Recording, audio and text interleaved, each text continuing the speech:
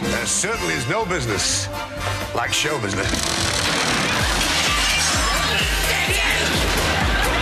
Without a doubt, Les was one of the biggest comedic performers in the country.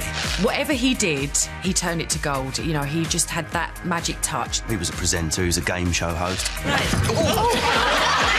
He was a musician. He was a great gag teller, he was a great storyteller. I went to the doctor last week. I said, can I have some sleeping pills for the wife?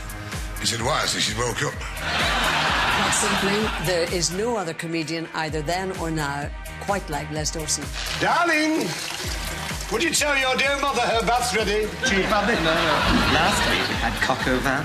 Oh, we tried that once, but there's no room in our mini. At the peak of his career in 1993, my husband Les was just about to host an audience with. An audience with says that, you know, you've made it, you're there, you're a star. As the producer of the show, I can tell you, Les was incredibly excited and everything was ready. But just 2 weeks before we were due to record the show, Les sadly died.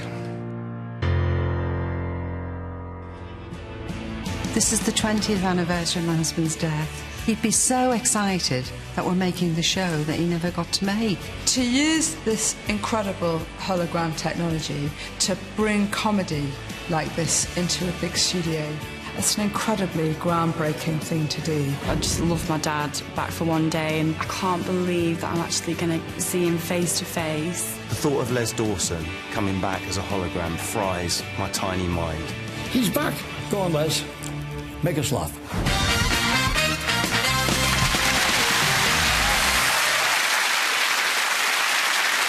7 years ago, Les Dawson was about to join the exclusive list of stars that did an audience with.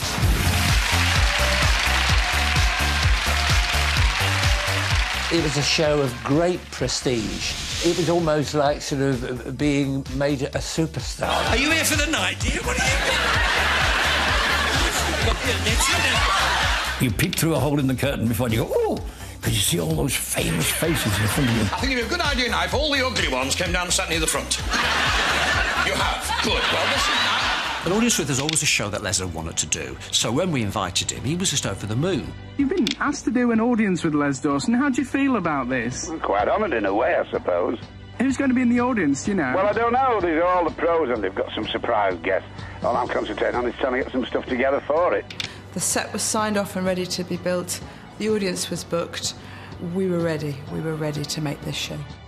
The comedian Les Dawson has died at the age of 59. He collapsed at a hospital in Manchester after going there for an outpatient's appointment. The award-winning comedian had suffered heart and lung problems for the last 7 years, but recently reformed. He just asked me to go and get a coffee in a newspaper, and obviously when I came back, he died. Very, very sad time for everybody. The whole nation mourned the passing of Les.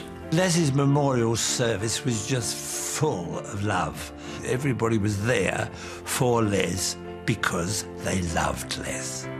I was only 8 months old when my dad died. It's so sad because I never really got to know him. Oh, you nearly smiled then. It's an amazing feeling to sit here 20 years later and feel that we're honouring him. This was the show he so wanted to make, and it's the show he so should have made. I do miss him terribly, but, you know, this hologram is just amazing for Charlotte and I. Yes, that was you, Charlotte. You brought such joy into our lives. And there's your little cot over there. Obviously, I've never experienced seeing my dad as an adult, so it's going to be such a surreal moment, and I can't wait to see it. We've travelled from the north, from Blackpool, to see Les. Which we're so excited about and so nervous. I've not slept for months, and part of me is very excited, but I'm very emotional, obviously, to have Les back, and it's just wonderful that we've got this hologram.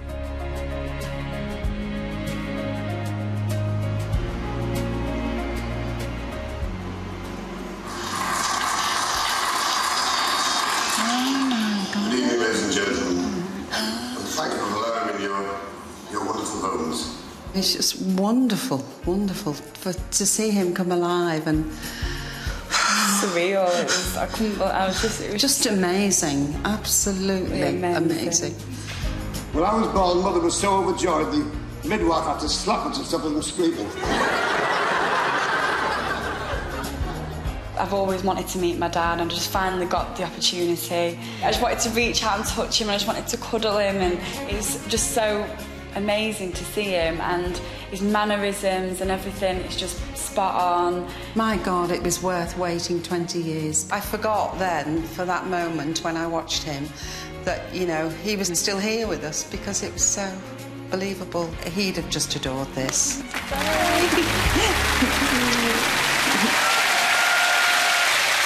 Ladies and gentlemen, please welcome to the stage for the first time in 20 years, Les Dawson.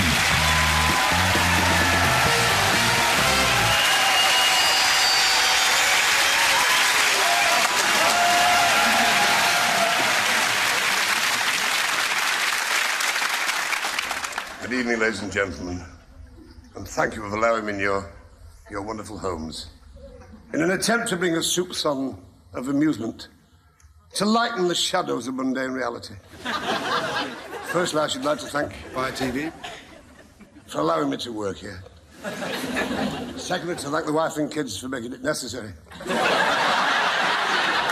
And the biggest vote of thanks must go to my parents.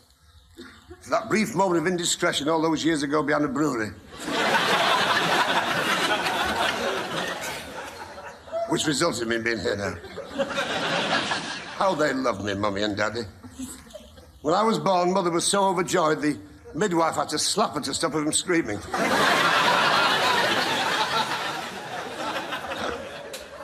And Daddy was such fun to be with. He was always up to mischief. When I was christened, he put piranha fish in the font. The games we played.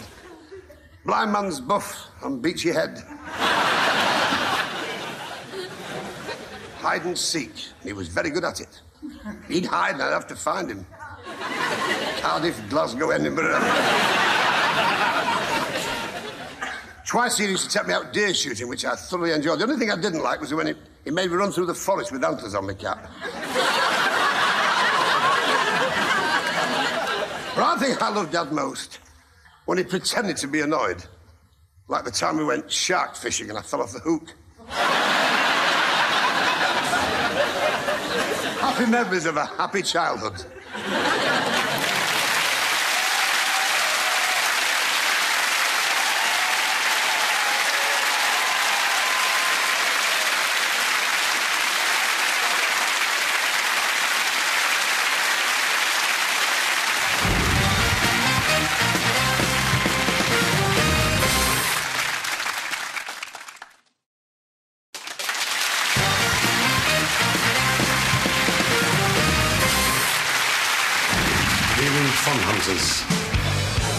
Les was one of the most famous faces on telly for over 20 years.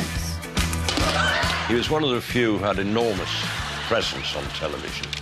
So distinctive. People loved him, and that's the mark of a great star.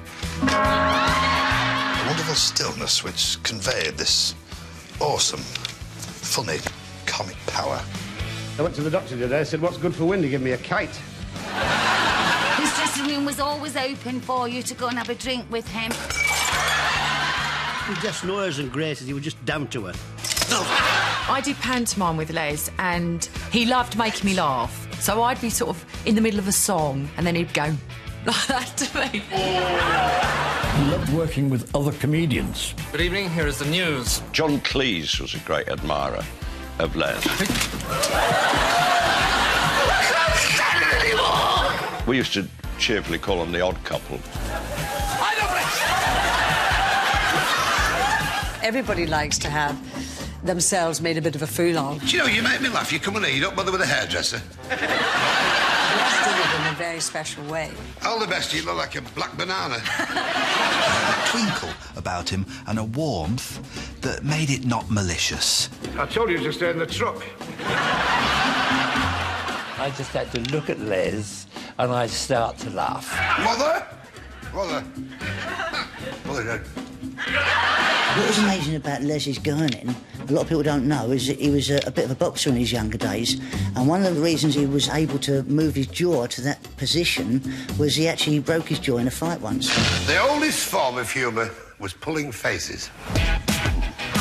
He just had a naturally very funny face. Les made gurning an art form. I think Les's most famous face is probably something like this. Well, he would do that, wouldn't he? That's very good, that, Tommy. That's not gurning, that's natural. I think with Les Dawson, he also created all of these memorable characters.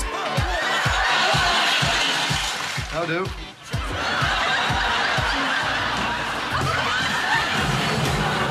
The one that really sticks in my mind, amongst all these brilliant canopy of characters, were the two women, Sissy and Ada. The hotels here are wonderful. Oh, the food is beyond compare. Oh, wonderful. Mm. Have you had the shish kebab? Ever since we arrived. Everyday things made Les laugh. Just listening to conversations of people in restaurants, people on buses, or whatever. Have you ever experienced the thrill of a Roman Polanski?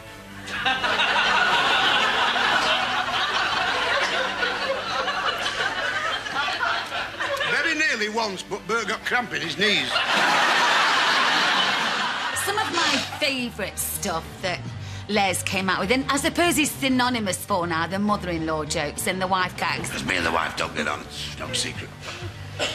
She said to me the night in bed, she said, "You're no good to me. I want a man who can hold me like Rock Hudson, thrill me like Kirk Douglas, and make me blood pound like Marlon Brando. What can you do?" I said, "Go fetch me teeth and I'll bite you like Lassie." The wife ran off with my next-door neighbour. Oh, I do miss him. I took the wife to Whipsnade Zoo, but they haven't got room for her. You know you didn't really mean it. The wife said, "How would you like to speak to Mummy?" I said, "Through a spiritualist." He loved his own mother-in-law at the time, I remember, and she treated him with great good humour, like, "Oh, here he goes again." Now, the wife wanted us to have a big wedding in a big church. Well, it had to be a big church to get her mother in.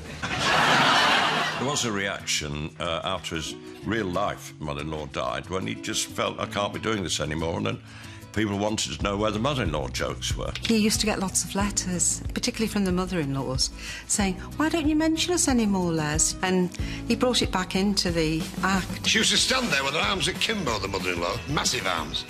When she folded them, it was like looking at two sides of gammon in a stranglehold. Les had a very special comedic quality, and I don't think anybody has come up to him since.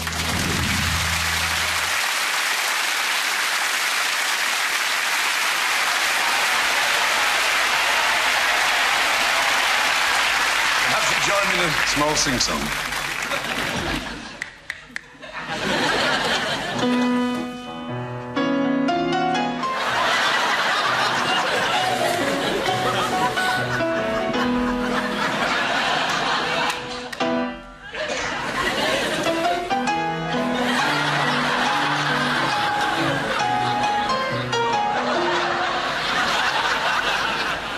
Yes, ladies and gentlemen, where would we be without good music? Here. Do you know, I never slept a wink last night. I kept getting this hideous recurrent nightmare that I was an old sports car and the wife's mother had a foot on my throttle. I lay there in my trundle bed in a bemused stupor, and I gazed around at the familiar things. The rotting floorboards, the peeling wallpaper, the fly-spattered naked 40-watt bulb, the mouse droppings on the dresser, the sack thrust at the broken window, and I thought, by God, you're doing well for yourself, Len. The wife was sleeping like a log. She had her head in the fireplace.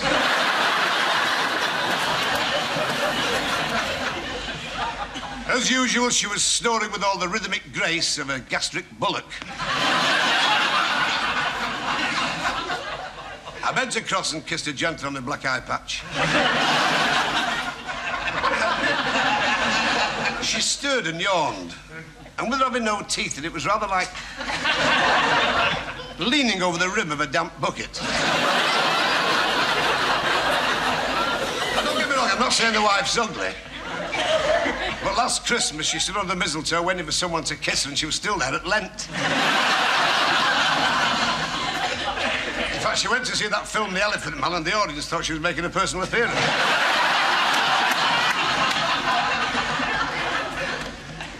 From the other bedroom came the sound of the mother-in-law playing a record of Hitler's speeches. She'd obviously had a drink. She was firing a lure into the cat cinders. But that reminded me, I thought, how music has affected my life ever since I was a kid. At the age of 5, my dad gave me a packet of sandwiches and a bugle. And he opened the front door, he said, blow.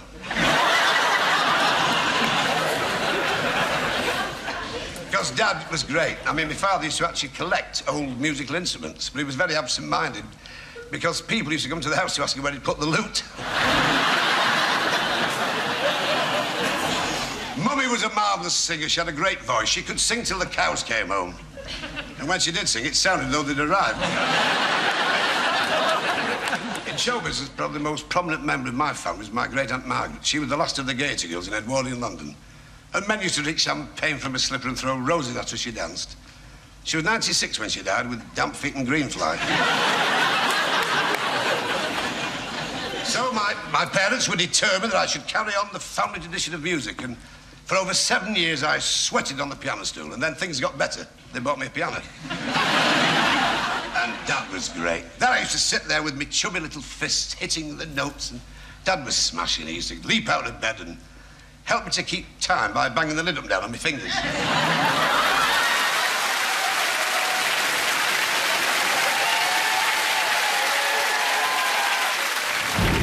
Good evening, ladies and gentlemen. Tonight's programme is all about words and music. And I thought, if I started with Grieg's Piano Concerto, you give some idea of that. I think the music aspect of Les's comedy was very important because it made him different to a lot of other stand-up comedians.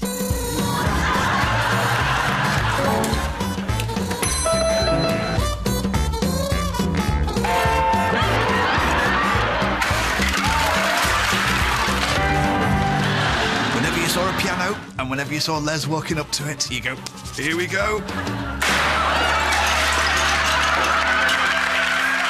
He learned his craft as a musician before he became a comic.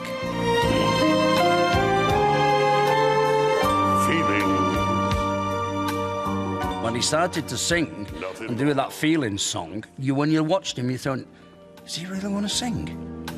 Trying to forget. And you think, wow, you know, that's a good voice. My feelings of love. Sometimes you think, oh, he's going to sing a song straight today, and then bang.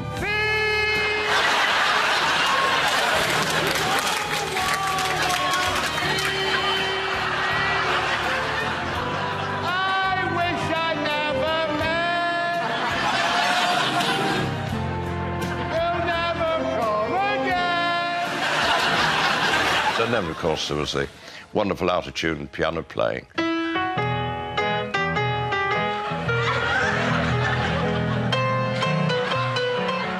And his face, even when he hit the bum notes, was deadly serious. Like, look at me, I'm playing. Aren't I wonderful?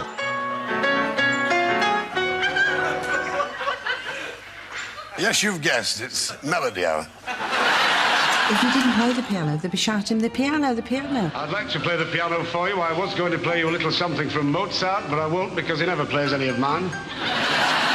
Les took his piano playing very seriously, played the piano every day at home. And he would play classical, and then he'd go into the off-key.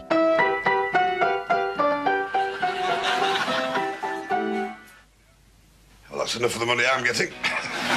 So just as he made the piano one of his sidekicks, I mean, who would have thought of making a bunch of girls like the Roly-Polies another sidekick?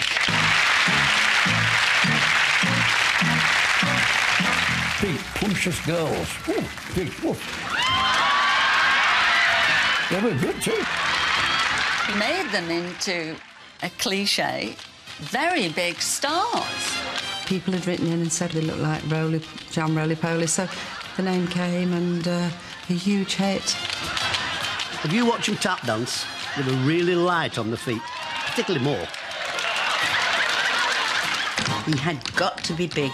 In fact, that was the most important thing. If your wise exercise on the fat off, take it off over here, over there. If he thought they were looking a bit slim, he'd order trays of meat pies and trays of cakes. Come on, girls, let me feed you up.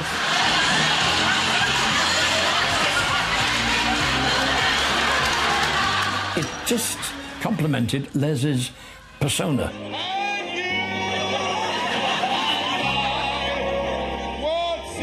He was a short, chubby, jolly gentleman, and they were short, chubby, jolly ladies.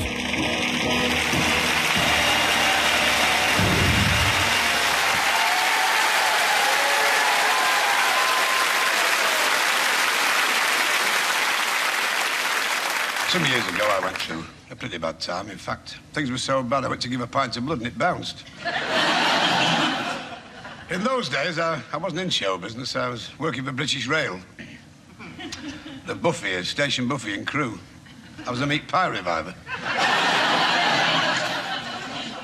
Funny enough, that's where I met the wife. She was working in a discount store in Crewe, and I went in to buy a lampshade. And there was something about the way she was stood behind the counter with the sunlight dappling the dandruff on her shoulders. And hairs on a wart. And I said, "Excuse me, miss, what will you take off for cash?" She said, "Everything by my earrings."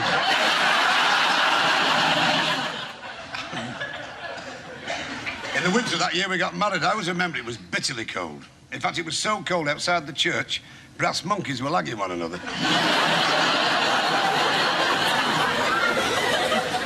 And we went through pretty lean times. The wife lost her job. It was unfortunate. She couldn't avoid it. She got rheumatism in her shoulder and she couldn't throw the harpoon properly. And things were pretty bad. We couldn't pay the rent. In fact, the arrears were ticked off in the Doomsday Book. I always remember the furniture was thrown in the street so often we had the loose covers made to match the pavements. And we lived in lousy digs. They were filthy. Well, you could tell what they were like. Every time we dropped a piece of coal on the carpet, it left a white mark. Twice a week, vandals used to break in and decorate it. Things improved. I got a job as an actor. It was my first job in show business as an actor. Yeah. I was in that television saga, upstairs, downstairs. You never saw me. When I was upstairs, the cameras were downstairs. And I toured America in Shakespeare's Midsummer Night's Dream. I played the part of Bottom, obviously, with my rotundity and... well, the Americans raved over it. They couldn't do enough for my Bottom.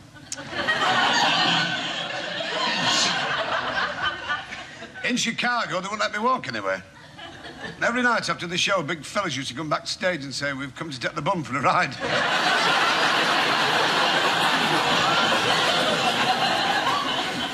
But I got my big break. A restoration melodrama of the old Vic. I only had 2 words to say. The words were, "It is."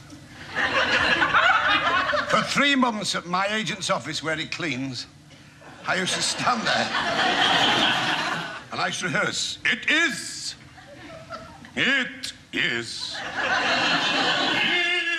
It is. It is." The night, the opening night dawned. The auditorium was hushed into expectancy. Cigar smoke hung above the audience like garlands. There was a nervous, almost pathetic desire for people to be involved in this production. One could sense the very atmosphere. The auditorium lights began to dim. Curtains opened. I strode onto the podium with my doublet and hose and my dirk. And I stood in the spotlight and I said, "Is it?"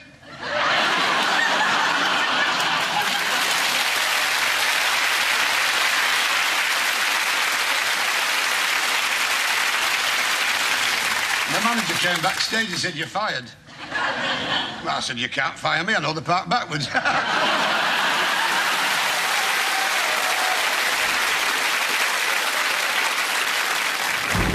How did that fat oaf Dawson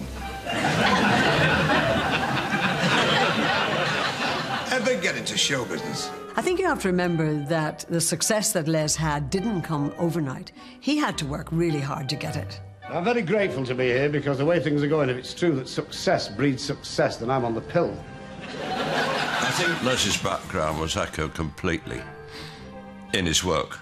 I mean, I came from a very poor family. Up to the age of 15, I thought knives and forks were jewellery.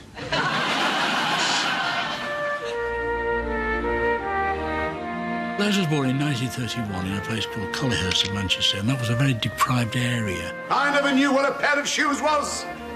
Daddy used to soak me feet in gravy browning and lace up my toes.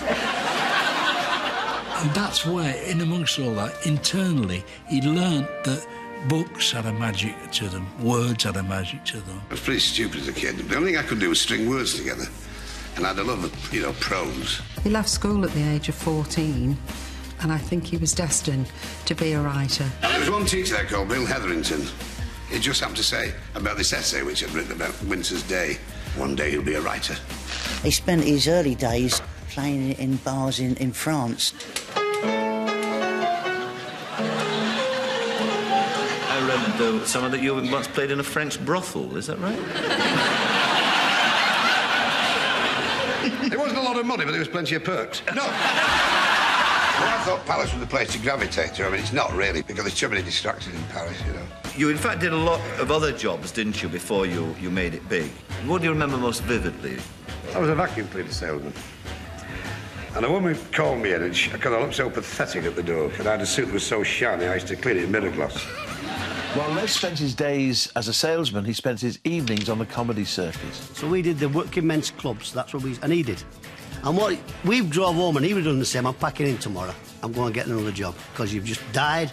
They've crucified you. Horrible. There are some tough audiences up there, you know. Oh, my word, there are. I mean, there's some, you know yourself, in Barnsley. If they like your act up there, they don't clap, they let you live. He wasn't getting anywhere at all. He couldn't get into the A-list somewhere. We're going to pack it in.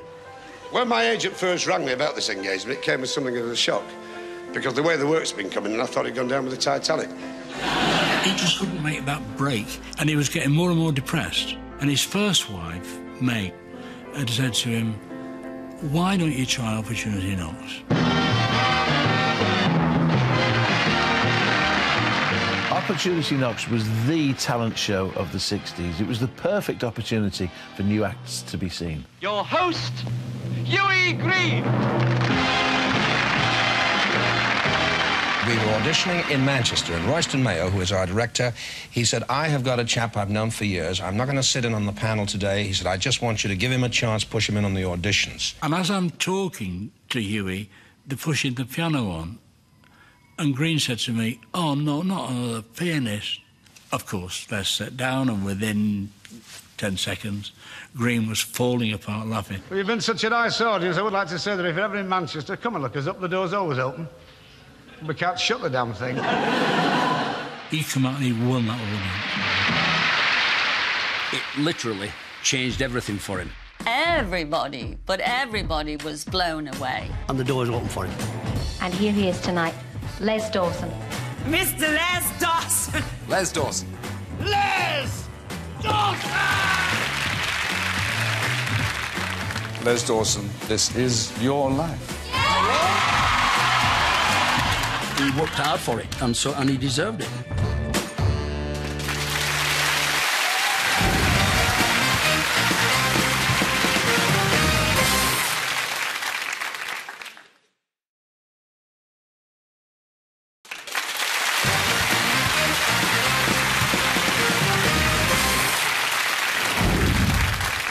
Out of all of the sketches that Les ever did, the most successful was Sissy and Ada. Wonderful times. It's a funny-looking baby to me. It's a bit odd. I mean, I've never seen one with a cleft chin and 2 warts under its nose.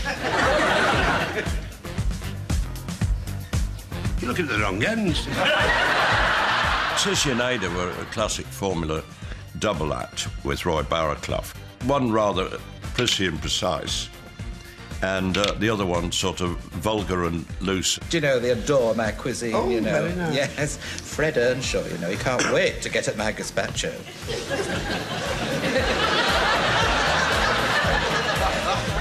always was a randy little devil, innit? He was influenced by Norman Evans over the garden wall, the old gossipy old lady. Who threw that through my window there? Willie Schofield?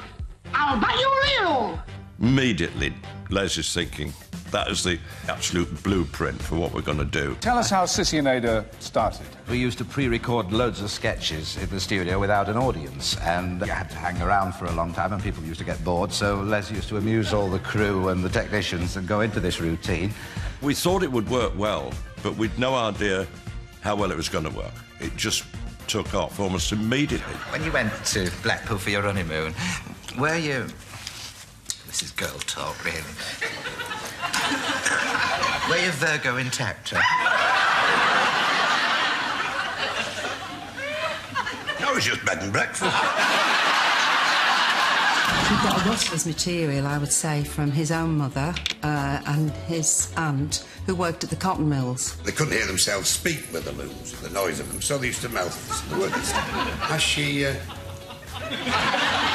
How's she seen you at the doctor's? Well, yes. Is it the old trouble? What trouble? Woman's trouble. That reminded me of me mum and Auntie Nellie, and I loved all that. You know, the pushing up of the right boob or the left boob or whatever. Boo calls this brownies Grand National Brassiere. Why? £5 each way. Some women in Lancashire were just like Sissy and Ada. Roy Barraclough's Sissy character reminded me of the woman at St Anne's Social Centre who gave me the sack when I was a glass collector. She said, you took that glass too soon, there was still tuppence worth left in it. The characters were everywhere. And Ada, you know, she'd sit with her legs apart like that, you know, showing the directory knickers, that sort of thing. What are you doing? She's damn ridiculous, like climbing an Alp. Hated rehearsals. He'd do anything not to rehearse, you know. He'd go through a sketch once and then say, well, that'll be all right now. He'd thrown his script away. He knew it. That was Monday.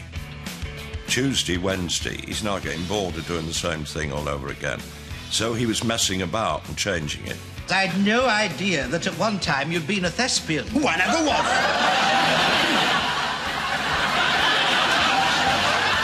Some sketches were unrecognisable by Thursday. And we'd say, we're doing it tomorrow, Les. And he did behave himself. He'd pull back and start doing it the way he'd originally done it for the Fridays. He wanted to save his best take for the audience. I haven't seen Bert for 3 months. What's he doing? 3 months. Les and Roy would like to try and make each other laugh, and that made it even funnier. It was really lovely when you could see that they couldn't say their next line because they were laughing. Thank you very much.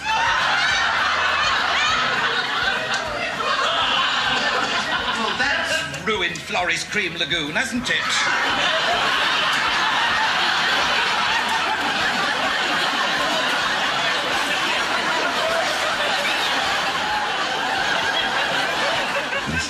Whatever you do, just have a laugh.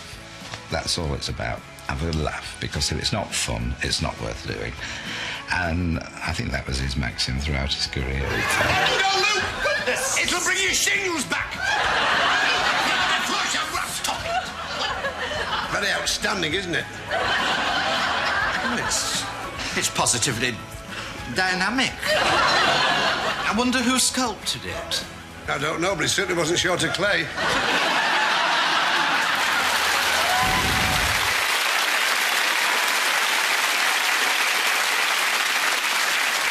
I'd like to, if I may, play you a memorable song, one that is forever in our thoughts. It's a truly unforgettable number, and that's why it's called Unforgettable. Thank you.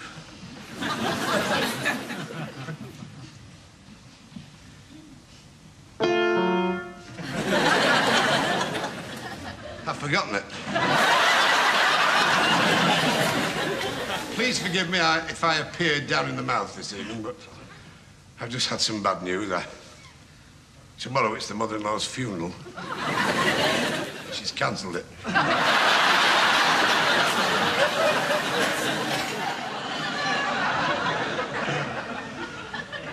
Actually, despite the things I say about that that woman, I'm very fond of her. When she was ill last year, I said to the wife, I said, don't worry about your mother. If she's at death's door, I'll pull her through.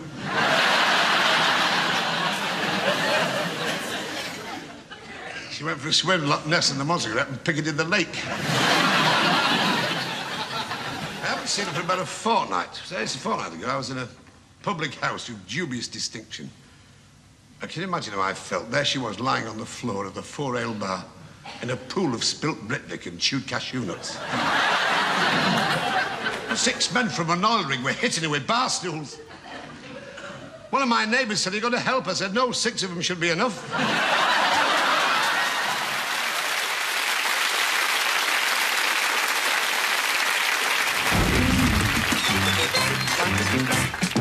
Blankety-blank, blankety-blank, bom-bom. Blankety-blank, blankety-blank, blankety-blank.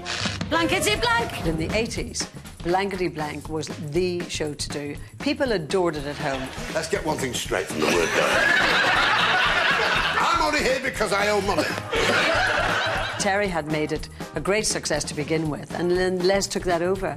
It was such a good idea to follow a dull old presenter like me with a really good stand-up comedian like that. See, this is the first time I've hosted a quiz show. And quite frankly, I feel about as comfortable as a lame turkey sat on a pile of Paxo listening to Christmas carols. He was the natural successor to Terry Wogan. I used to get it right when Terry was here. I'm getting up to here with Wogan. What was great about Les when he took over from Terry Wogan on Blankety Blank was he had no respect for the game show. It's things like this that makes the show what it is, a failure. No respect for the contestants. That dress is smashing. I love last year's fashions. He had no respect for it at all. With Les, if he did something wrong, they usually kept it in the programme, rather than him being embarrassed for the fact that he'd forgotten something. Tracy. Tracy? Oh, no. Stacey. He had that rare gift. People positively wanted to be insulted by Les because he could insult you without a trace of offensiveness. Bandstand. Bandstand. Damn, I don't talk. And then afterwards, he'd always say to everybody, "Oh, thanks for having a bit of fun, you know, that's all it was." And he'd say, "Of course it was, darling." I've never heard such rubbish.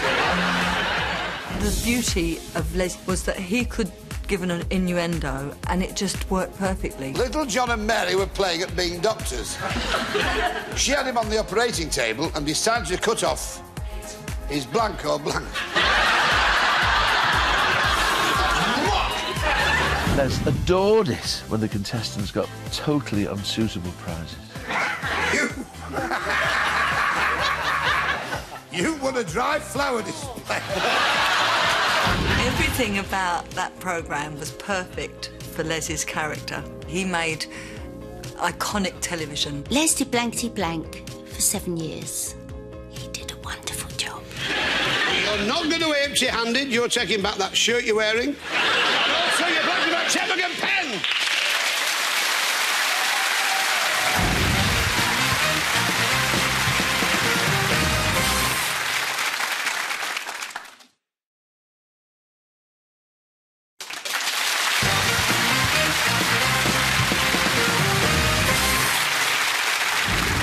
He was a wonderful storyteller, and there was nobody better at building up a story. As soon as I saw her, I fell in love. I know she wasn't a beauty in the accepted sense. I mean, she was so thin, I don't know why she wore a brassiere. I've seen bigger lumps in oatmeal. It wasn't necessarily the material, it was the way he used the language, the way he built it all up. But I loved her with every fibre of my being, and to me, she was everything. And then one night, we went back to her flat, and it's that 1,000-to-1 quirk of fate. Something you could never anticipate. She fell asleep on a waterbed, and the house caught fire, and she was poached to death. He was doing one-liners. He was so good at doing the story in between. One day I was selling my office. The curtains were drawn, but the rest of the furniture was real. It's like a little heart machine. The narrative is like that, and then now and again, just a joke like that. Just then a letter came under the door. It brought tears in my eyes. It was written on an onion. I think it was his wordplay that made him so distinctive. I went to our local doctor the other week. I walked in the surgery. I said, "Can you help me out?" He said, "Certainly. Which way did you come in?" It's just a classic when he's describing observing the night sky in all of its majesty. As I looked at the myriad of stars twinkling like pieces of quicksilver thrown carelessly onto black velvet. As Mars and Jupiter lay festooned in their orbital belts. Ladies and gentlemen, I sat there and I shivered and I thought I must put some slates on this lavatory. Just beautiful. He had a very serious side to him. He was a very serious writer, wanted to be a journalist originally. He worked tirelessly at home through the night many, many times, writing, playing with words, juxtaposing ideas. I used to be a British secret agent. I was known as 003 and 58. We were so poor that the mice in the kitchen used to set traps for us. Although Les is not with us any longer, we all keep getting reminders of him. Brendan O'Carroll with Mrs. Brown's Boys. You know there's an influence in there. Cross-dressing, you know, he made that popular, you know, and yet he never looked like a woman. If you look at Little Britain, David Williams never looks like a woman. Les Dawson was one of the people that blazed the trail for oiks like me to be able to use flowery language. He had a humour that will never, ever date.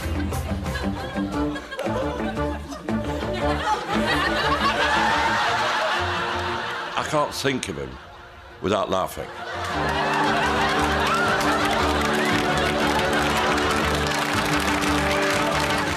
One of the outstanding comedians in British life. We can really say, me and Tommy, that I don't think we'll ever see another storyteller like Les Dawson. He was the master. He was brilliant. I'm extremely proud to be Les Dawson's daughter. He was just such a brilliant comic. He was a great storyteller. And the best of all, he was my dad.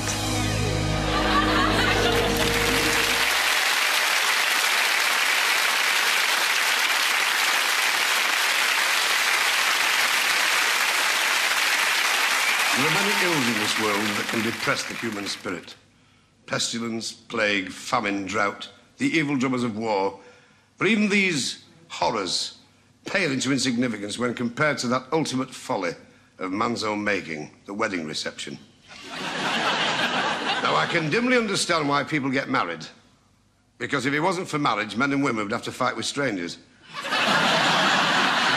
life of me, I cannot comprehend the reason for that sacrificial feast afterwards. Because, let's face it, the average wedding reception is about as enjoyable and as interesting as listening to Open University on a debate on the workings of a ferret's saliva gland. In Polish. Much against my will, the other week I was dragged off to a wedding. It was the marriage of the wife's eldest sister, Maud. The fact that she was getting married came as a somewhat emotional tremor, because the lady in question had been on the shelf for so long she was beginning to ferment. It was a cold, drizzly day. We all huddled in the church, looking like refugees from a Zeppelin raid. I looked at the bridegroom, who was a dwarf from Luton. He was wearing a set of hired tails. I'm not saying he looked a mess, but Moss Brothers were picketing the vestry. The vicar looked at the bridegroom, he looked at the wife, he looked back at the bridegroom, he said, "You take this woman, I will have her delivered." Choir boys took the blinkers off, the hideous ceremony ground to a halt, and we trooped off to the wedding reception, which was held in a vast Gothic quarp hall the size of Wembley. They'd hired a three-piece band that was so lousy, every time a waiter dropped a tray, we all got up and danced.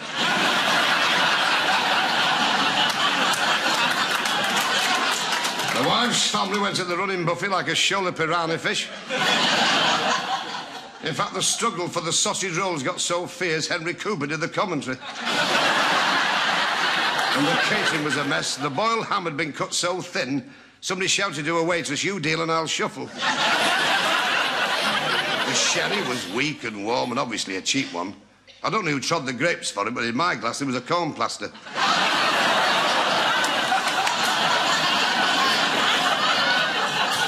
The dreary night rolled on. The mother-in-law got drunk and stood on a chair singing all the songs she'd learnt as a stormtrooper. Mercifully, it all came to an end when the bride picked up her husband and they went off in a van to Fleetwood. Which I thought was an odd choice for winter, but as she said, well, you're always handy for a deck chair. The wife got very emotional, she said. She said, look at them, she said. She said, I can just see them on the first night in the hotel. It'll be like that television series, The Lovers. I said, with the difference in size, it'll be more like Mission Impossible.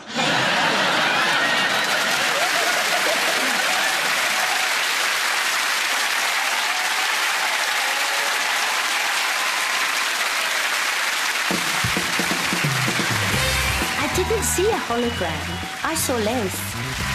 He looked so real, he seemed so real. I feel very moved by the whole thing. I loved every minute of it. God bless old Les. We love it. I just simply enjoyed Les's performance, and that was just how an audience with Les would have been.